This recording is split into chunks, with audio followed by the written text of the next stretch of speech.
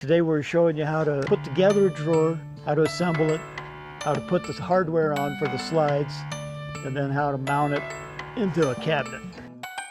So this is a Russian birch laminate press. We cut the dado in it 3/8 up, and it's the bottom of the drawer to hold the weight for weight distribution. So this will actually take in the melamine drawer bottom. So it's a 3/8 opening with a 1/4 inch gap, so the melamine has some depth to go into, so it has some support.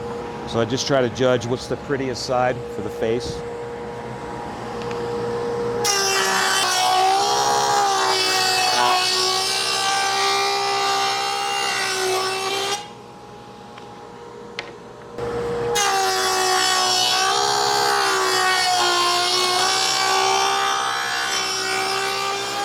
So I'll keep some of these just in stock for drawer fronts. They vary on size of the width of the cabinet, and they're cut custom to the estimate information. Now what I'm doing is taking some of my stock I just dadoed, and I'm going to use it for the standard side, which is 21 3/4. Some will be straight, some will be sloped.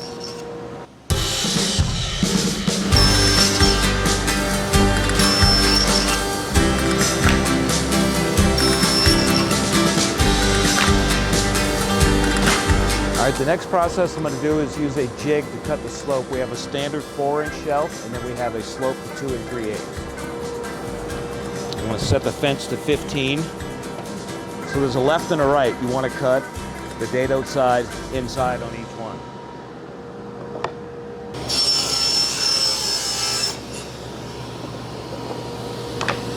So these would be the left inside of the drawer. So cut the right. You flip it, keep the dado inside.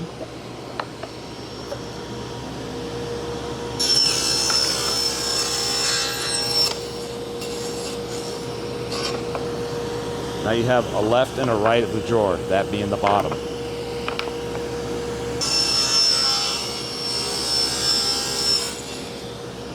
So yeah, now that I got a couple of those made, what we'll do is rabbet this edge. For strength and stability, we glue and brad nail the corners so they're a little bit stronger than your average just stapled together box. So this is all set up to cut the depth that you want each and every time. It is adjustable by doing that. So you want to keep the dado end down, run your board through, make sure it's flush.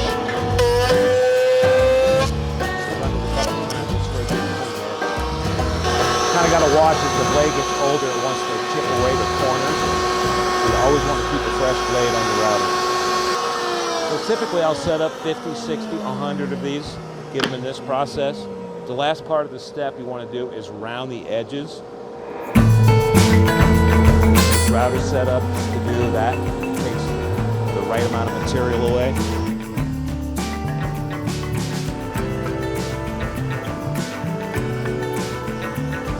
So typically you want to start on your beveled side. What I typically do is let it catch.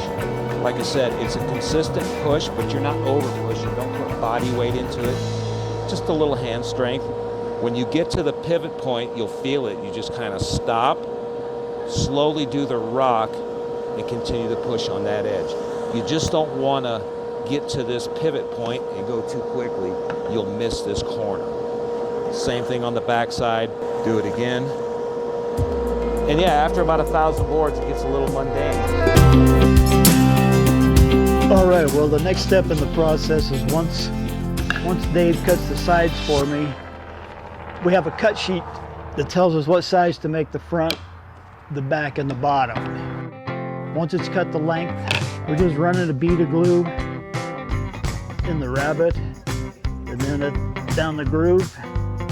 We can glue the bottoms because we use a melamine. It's an MDF melamine. Stick it all together here.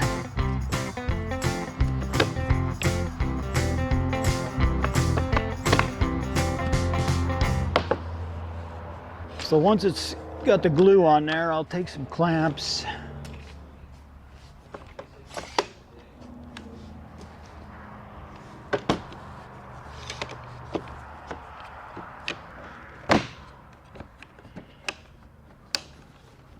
Put a couple clamps on there.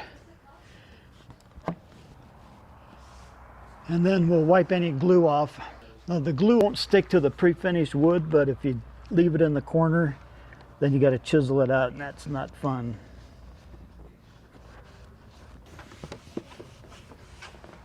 All right, then we just set that aside and wait 5 minutes. Once we get this far, we'll just take and shoot a few nails in the edges, the corners.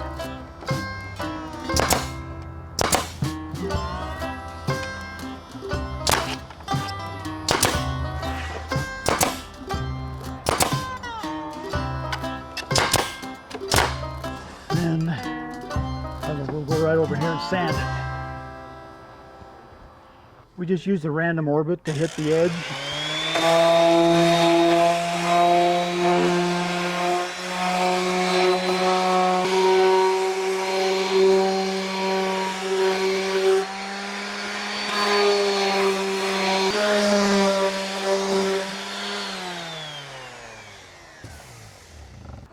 And that's pretty much it. We just use tung oil. Just puts the finish on there.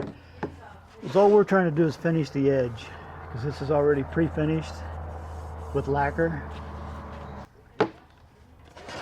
Just take and rub that on there.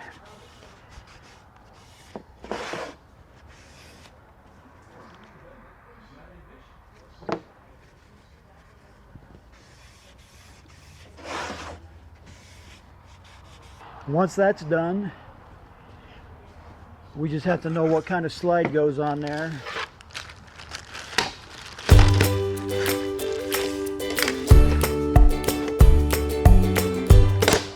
We use it's called the KV full extension slide. Once we take that, we got a little jig here.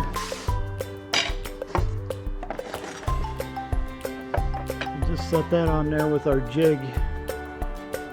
And you can mount these anywhere, but for what we do, we have a set size and height.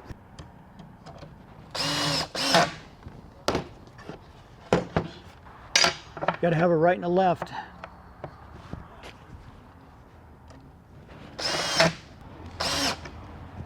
And once we get that far, that's ready to install. Sometimes they'll mount the brackets on the bottom of the cabinet. So we just slide them open here.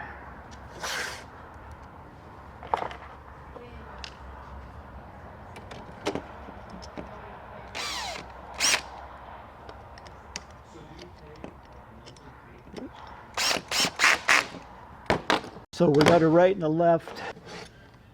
See, this just slides right in there when you put it in the cabinet.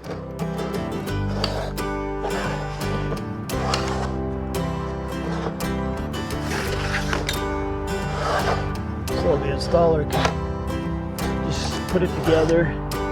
If you were inside the cabinet, you just take some screws and screw that in there. And there you go. It's very simple. The whole key is getting the right measurement so that it fits in the cabinet you're working on. Because if you make them too big, they don't fit. If you make them too small, you got to shim it. So if you're in high school, learn how to use a tape measure, right?